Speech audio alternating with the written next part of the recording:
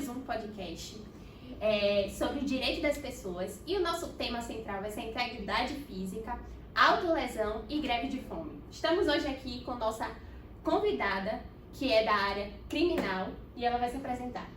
Olá pessoal, me chamo Vitória Gonçalves. Desde já agradeço pela oportunidade, muito bom bater um papo com vocês sobre o tema muito interessante e muito importante. Meu nome é Romaiana Oliveira. Meu nome é Yasmin Moura. E o meu nome é Yasmin Urbano. Bom, seguindo essa linha de raciocínio, a gente sabe que a nossa Constituição Federal de 88, ela prevê em seu artigo 5º, né, os direitos fundamentais para uma vida digna, e também o nosso Código de 2002, ele tem um capítulo exclusivo para os direitos da personalidade. A gente sabe que os direitos é absoluto, intransmissível e inviolável, sendo assim, não pode ser algo que pode ser vendido ou dado, né? E por ele ser absoluto, ele está conosco desde o nosso nascimento e é assegurado até a morte. Como ele é absoluto e não pode ser algo transmissível nem dado, no nosso Código Civil ele tem um capítulo específico sobre integridade física que está totalmente ligado à vida, né? Que o indivíduo ele não pode comercializar órgãos ou fazer autolesão, porque mesmo que seja algo que está na lei, está nos direitos fundamentais, está no Código Civil, a gente tem um limite, né, de poder de uso. Então, mesmo que a gente queira, a gente não pode fazer o que quiser com o próprio corpo. Mesmo isso assegurado pela lei, a gente vê casos como a seguir, que é o do Diabo Brasileiro, né? E sobre esse caso, ele é um tatuador que faz modificações, né? Ele tem as modificações como hobby e a gente sabe que ele fez algumas automutilações e nesse sentido a gente quer saber da convidada qual o papel do Estado nessa questão. Bom, é um tema extremamente importante. Nós estamos falando de direitos constitucionais, direitos absolutos garantidos em nossa Carta Magna. Então, assim, nós falamos de direito à vida, nós falamos de direito à disposição do próprio corpo, e dentro dessa esfera de direitos fundamentais, nós temos que tratar de uma situação de sopesamento, de ponderação. Todos os direitos constitucionais, eles merecem e devem ser garantidos em sua integridade, mas em algum momento a gente precisa compatibilizar alguns desses direitos. Como a colega Romaiana falou aqui, nesse caso do Diabo Brasileiro, nós temos algum conflito, algum sopesamento entre o direito à vida e o direito à disposição do próprio corpo, sob a ótica do princípio da dignidade da pessoa humana. Então, assim, como a Romaiana falou, são direitos que são invioláveis, são inalienáveis, são indisponíveis e que, por conta disso, a lei, em tese, confere eficácia absoluta, aplicabilidade absoluta. Em se tratando do Diabo Brasileiro, um rapaz, um jovem, que ele pratica, né, ele faz diversas intervenções cirúrgicas no sentido de mudar sua fisionomia, o que desperta o interesse por discutir o caso justamente a aparência dele. Nessa imagem a gente consegue perceber que a aparência dele é um pouco incomum. Então daí surge a pergunta, surge o questionamento, qual seria o papel do Estado neste caso? Bom, a autolesão é um direito absoluto, como eu já havia dito e reforço aqui, porque nós temos o direito de autodeterminar-se, nós temos autonomia sobre o nosso próprio corpo. E sendo assim, nós podemos realizar diversas intervenções dentro da nossa autonomia privada, a autonomia que nós temos sobre o nosso próprio corpo. E é exatamente o que o Diabo Brasileiro faz com ele mesmo. Ele faz intervenções cirúrgicas no sentido de mudar sua aparência, talvez como uma forma de manifestação artística, não sei exatamente qual o fundamento que o leva a fazer isso.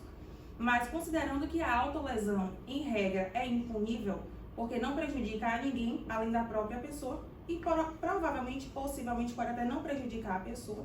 No caso dele, aparentemente é uma manifestação artística, como eu já falei, então não causa prejuízo a ninguém, não causa prejuízo ao Estado, então, em tese, não há que se falar em intervenção do Estado nesse sentido, justamente porque as intervenções que ele provoca no seu próprio corpo atingem única e somente a ele. Você já falou sobre o papel do Estado. Eu queria saber quais são os artigos do Código Civil que acabam sendo violados. Pronto, no Código Civil, nós temos o artigo 13, que ele fala o seguinte, eu peço licença para ler para vocês. Ele fala o seguinte: é defeso o ato de disposição do próprio corpo quando importar diminuição permanente da integridade física ou contrariar os bons costumes. Analisando o caso do diabo brasileiro, a gente consegue perceber que, na verdade, ele realiza amputações no próprio corpo, né? A imagem aqui a gente consegue ver que ele amputou um dedo, ele retirou a ponta do nariz. Então, assim, provoca de fato diminuição na sua integridade física de forma permanente e, de alguma forma, contraria também os bons costumes, considerando que, socialmente falando, para um homem médio, essa não é a aparência de uma pessoa comum. Então, a gente poderia falar, sim, que houve a violação desse artigo 13 do Código Civil, fazendo aquela ressalva que eu já havia feito antes, que a todos é garantido o direito de autolesão. Eu posso modificar minha aparência, eu posso provocar lesões desde que consciente pela minha própria vontade em meu próprio corpo. E, em tese, o Estado não tem legitimidade para intervir em todas essas intervenções que eu faço em mim mesma. Após você ter falado que ele violou, né, a própria integridade física, é passível que ele possa sofrer alguma penalidade? Bom, se nós analisarmos o artigo 13 do Código Civil, nós percebemos que ele fala que é proibido realizar esse tipo de intervenção permanente e que provoque redução, né, diminuição da sua integridade física, mas ele não apresenta nenhuma espécie de penalidade ou sanção. Então, assim, como eu já havia dito, o ordenamento jurídico não traz nenhuma penalidade, justamente porque, em regra, a autolesão é impunível. Então, assim, não existe uma penalidade expressamente prevista na lei, nem na Constituição, nem em nenhum outro dispositivo legal, justamente porque a autolesão é impunível. A gente pode pensar, por exemplo, na hipótese de uma reversão da cirurgia, das cirurgias que ele fez. Só que a gente percebe que muitas dessas intervenções que ele fez em si mesmo são irreversíveis, tais como a amputação do dedo e a retirada, né, da ponta do nariz. Então, assim, não existe uma penalidade prevista, expressamente prevista em lei, mas como se trata de algo que ainda está em esfera de discussão jurisprudencial e doutrinária, então é possível sim que haja alguma penalidade, embora ainda não prevista em lei. Sabemos também que ele tem uma esposa que acaba modificando o seu corpo. Eu queria saber se eles dois podem sofrer alguma penalidade por isso. Bom, a autolesão é a provocação de lesões em seu próprio corpo por si mesmo.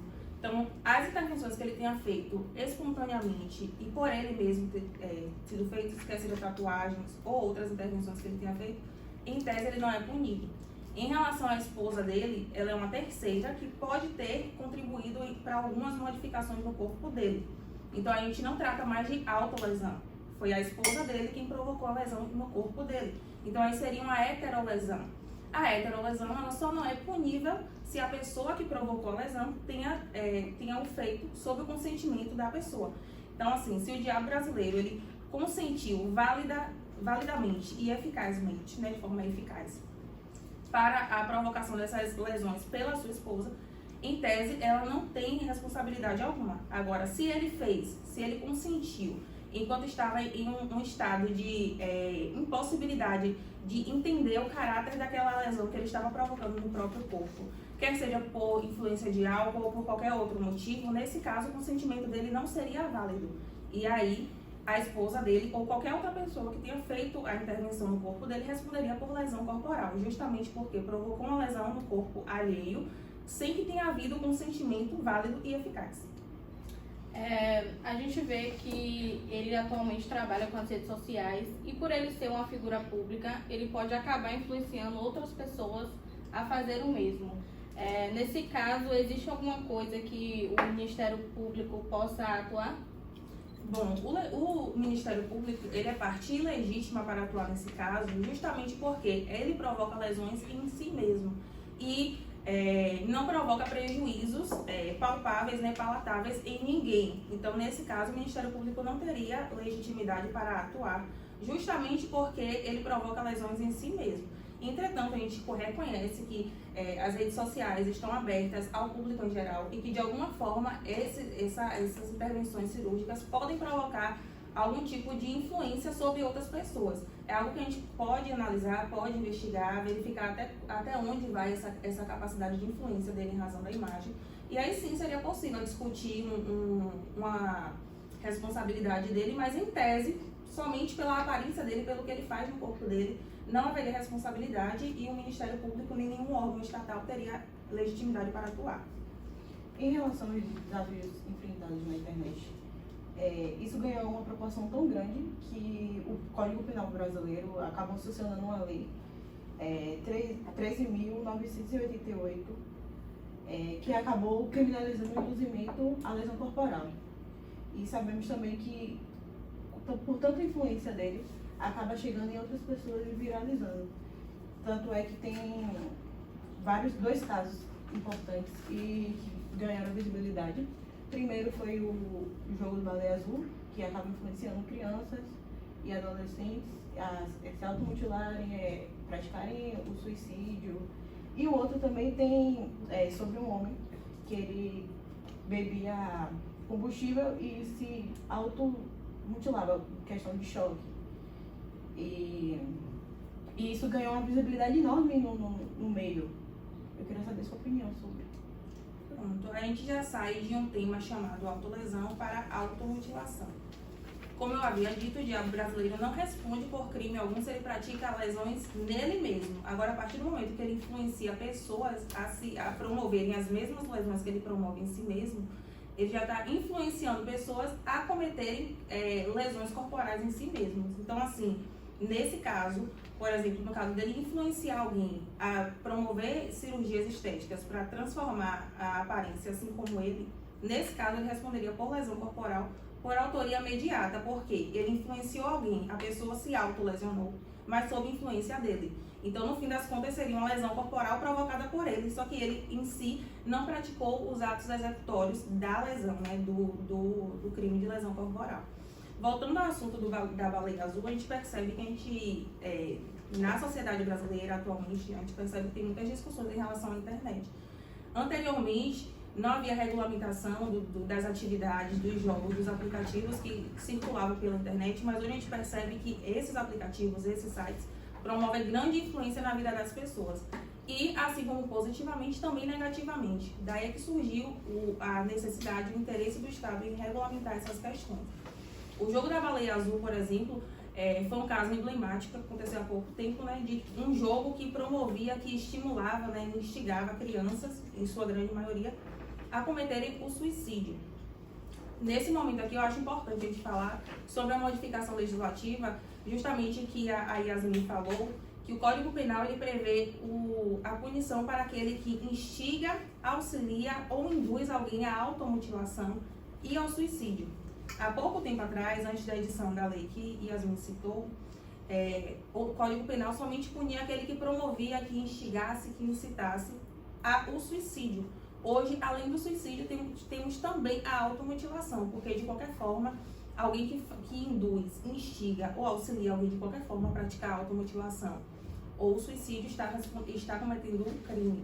E se tratando do jogo da baleia azul, é justamente o que acontece. Os desenvolvedores daquele software, aquelas pessoas que administram aquele jogo, né, ou administraram, nós não sabemos exatamente em que pé se encontra essa situação, eles respondem sim pelo crime de induzimento, instigação e auxílio ao suicídio. E é possível, inclusive, que haja indenização na esfera civil em razão dos danos causados. Outro ponto que a gente gostaria de tocar é sobre a greve de fome. Sabemos que a greve de fome envolve exatamente a questão de resolução de conflitos, manifestações para adquirir direitos e benefícios. Então, a gente queria tocar nesse assunto até onde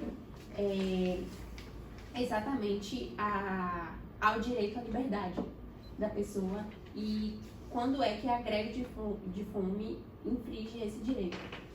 Pronto, como você mesmo falou, a greve de fome é um ato de resistência, é um ato de protesto.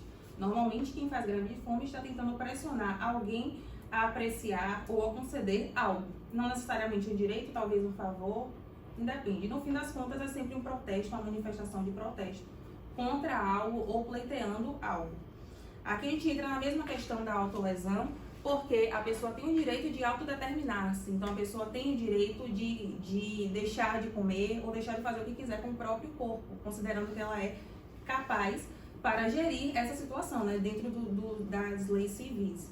Então o que é que acontece? Em tese, a pessoa que deixa de se alimentar por algum motivo, ela o faz dentro do seu direito de autodeterminação. Ela se determina, ela se autodetermina e ela pode sim deixar de se alimentar ou deixar de fazer qualquer outra coisa independente do seu fundamento. Entretanto, existem algumas nuances. A gente sabe que a greve de fome, né, a ausência de ingestão de alimento e de nutrientes por determinado tempo conduz à inanição, e a inanição, sim, conduz à morte. Então, a gente está tratando aqui de um direito de autodeterminação, de disposição sobre o próprio corpo, que, em contrapartida, também do direito à vida. Até quando vai esse direito de realizar a greve de fome em prol da vida?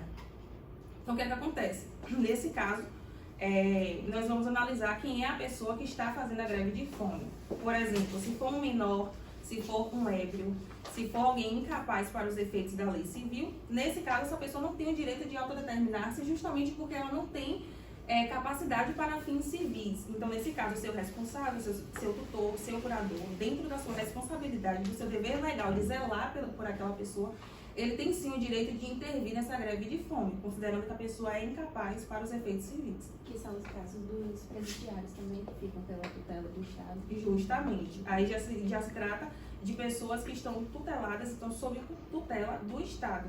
As pessoas, detentos, internos, né, que são os jovens em conflito com a lei, pacientes internados no hospital, já é uma situação completamente diferente, porque embora capazes para efeitos civis, eles estão sob a tutela do Estado.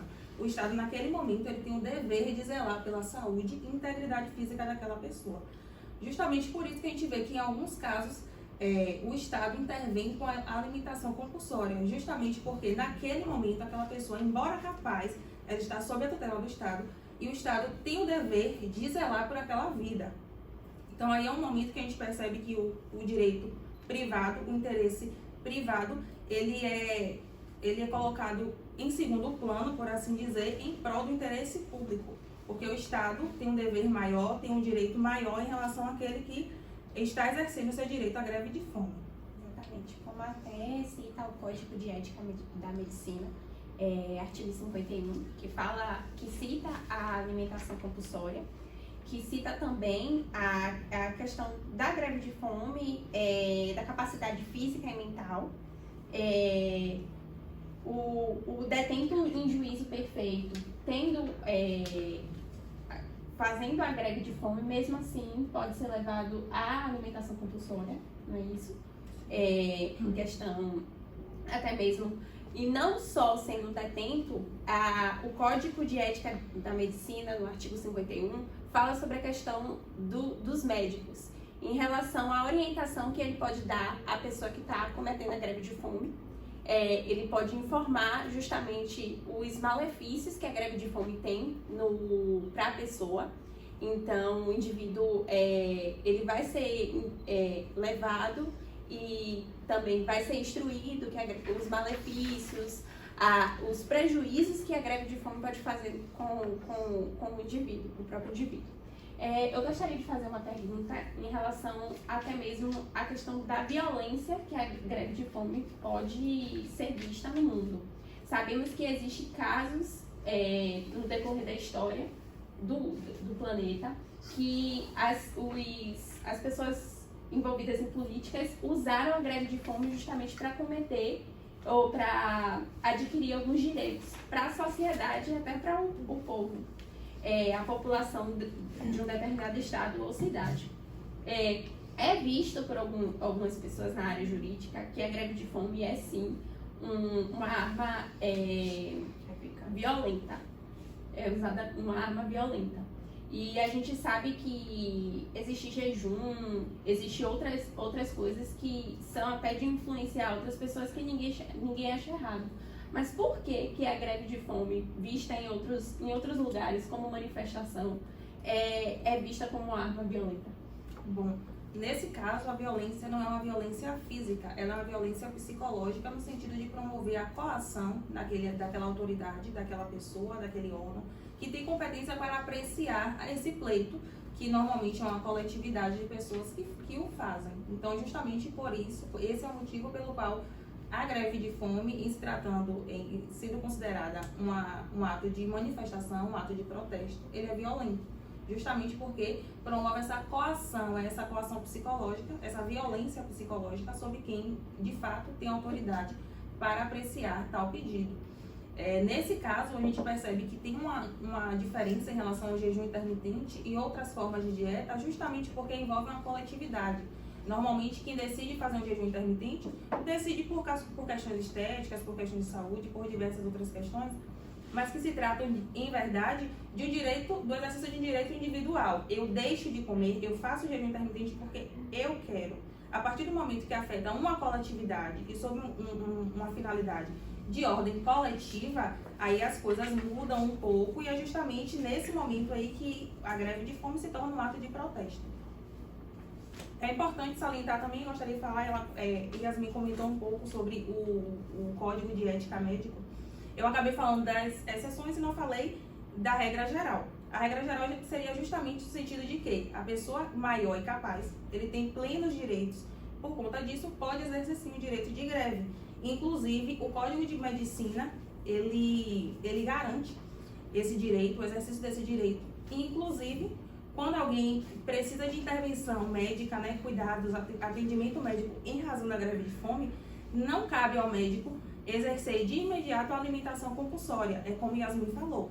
O médico informa dos malefícios, informa dos possíveis danos que serão causados em razão da greve de fome e nutre essa pessoa de condições para a subsistência através de sondas e outros equipamentos, outros instrumentos médicos para manter aquela pessoa viva, mas não pode de forma alguma deixar de exercer, impedir que ele exerça o direito à greve de fome. A gente, só para concluir tudo, a questão dos direitos de personalidade. A gente entende que o Estado dá essas liberdades justamente até para o meio social, mas a gente entende que o homem tem um limite e esse limite deve ser respeitado, porque, quer queira ou não, os direitos de personalidade são para respeitar a vida humana. Então, a partir do momento que você inflige a sua vida, você acaba infligindo esses direitos da personalidade. Você acaba infligindo esse direito.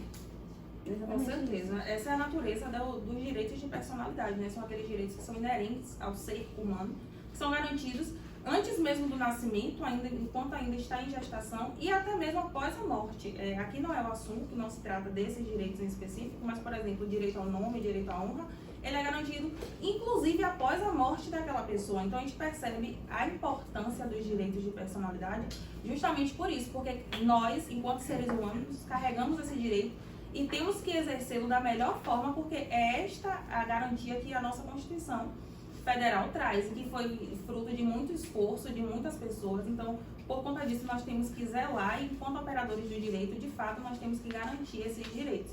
Embora em alguns momentos possa ser considerado amoral ou imoral, isso pode ser para uns e para outros não. O direito individual ele deve ser exercido dentro de sua individualidade, o ser humano sendo considerado como um fim em si mesmo.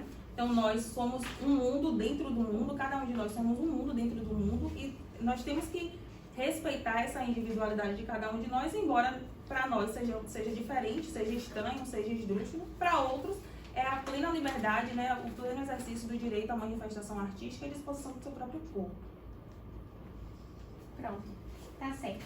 É uma pauta muito relevante, assim.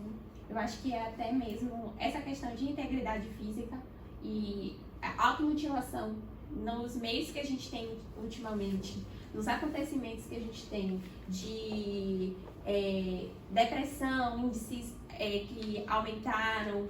Então, é relevante a gente citar esses assuntos, a gente abordar, porque, quer queira ou não, a gente precisa saber a visão jurídica em torno disso tudo que está acontecendo no mundo, porque é um assunto da atualidade.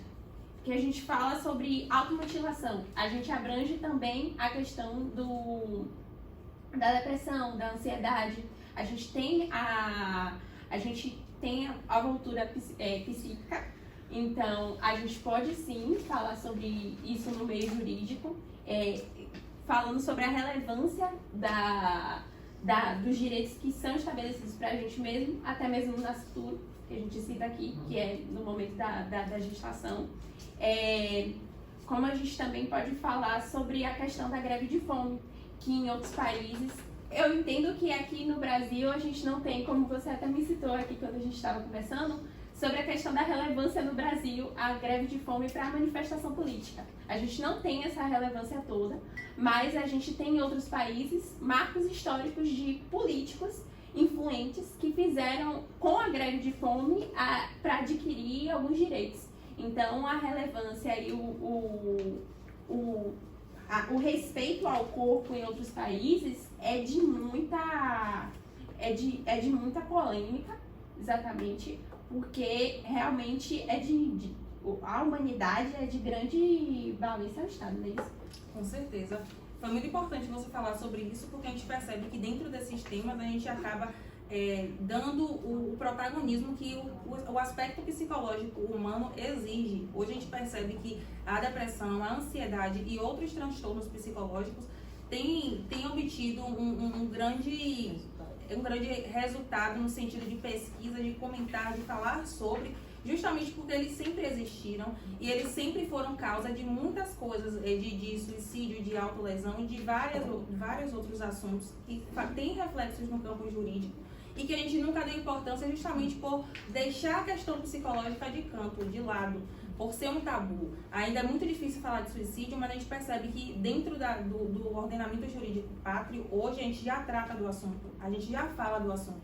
Isso é importante, a gente tem que dar importância devida, a importância necessária, justamente porque tem muitos efeitos sobre a vida humana. Então é muito importante falar sobre isso, esses temas são realmente muito relevantes para que a gente trate e traga para a nossa sociedade. A gente percebe que nossa sociedade está em um movimento de revolução, de mudança de paradigmas, de quebras de paradigmas, de rompimento de alguns preconceitos, dentre eles essas questões psicológicas.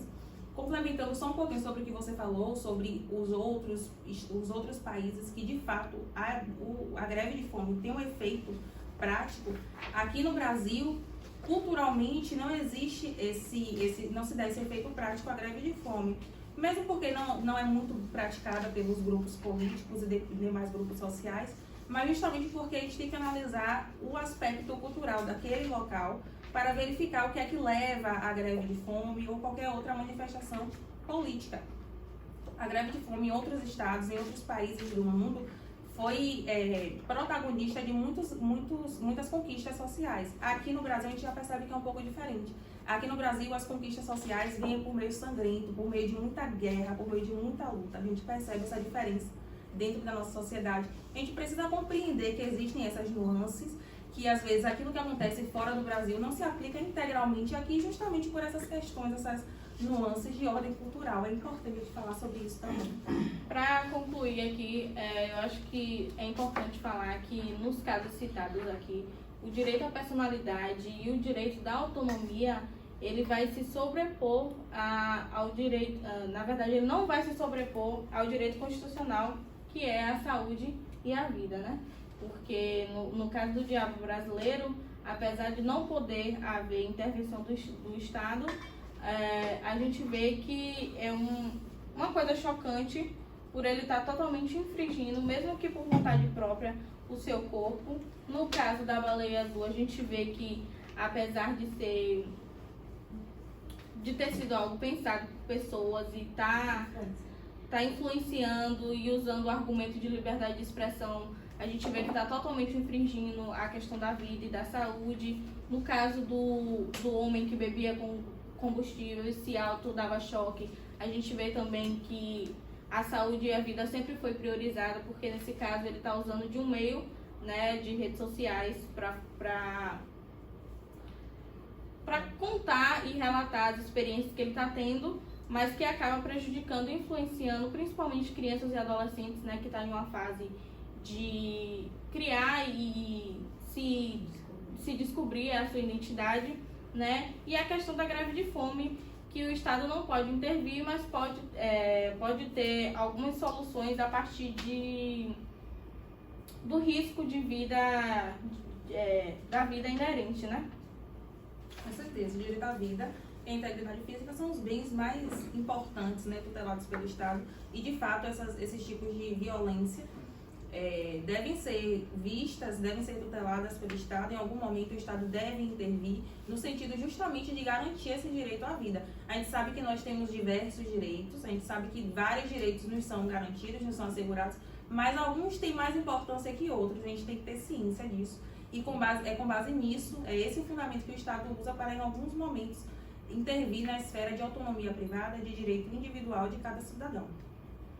Então, a gente quer agradecer a oportunidade, foi um trabalho bem interessante de fazer. A gente quer agradecer também a convidada que se dispôs a vir aqui e a dar um tempinho do nosso tempo.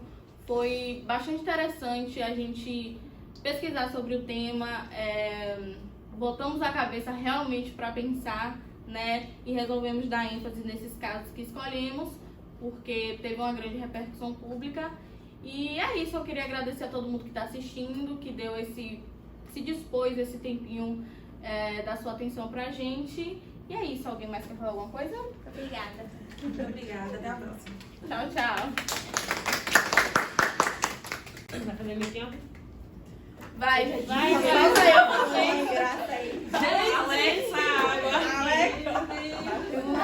Quando eu pensava, na verdade.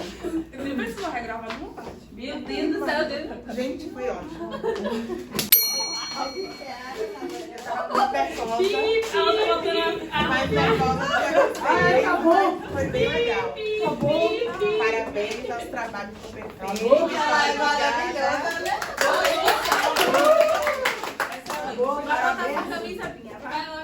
Mas é porque eu vou tentar gravar ali, ó. E eu tentando dizer, viu, Marcelo? Eu assim, ó. Meu Deus, que paixão de Marcelo grifou. Agora no final você falou, agradeço a Foi. não sei o que lá do tempo do O nosso nosso tempo. Ai, mas a gente acabou de tempo. O nosso tempo de gravação tá dela. Meu Deus. O nosso é obrigação. Pra daqui a 5 anos a gente tá como ela. Vindo Todo pra mundo faz faculdade. entrevista do podcast. Vindo pra faculdade ajudar os colegas. Vou acabar o do vídeo e fazer mercado. croquete aqui, ó. Não pode. Croquete.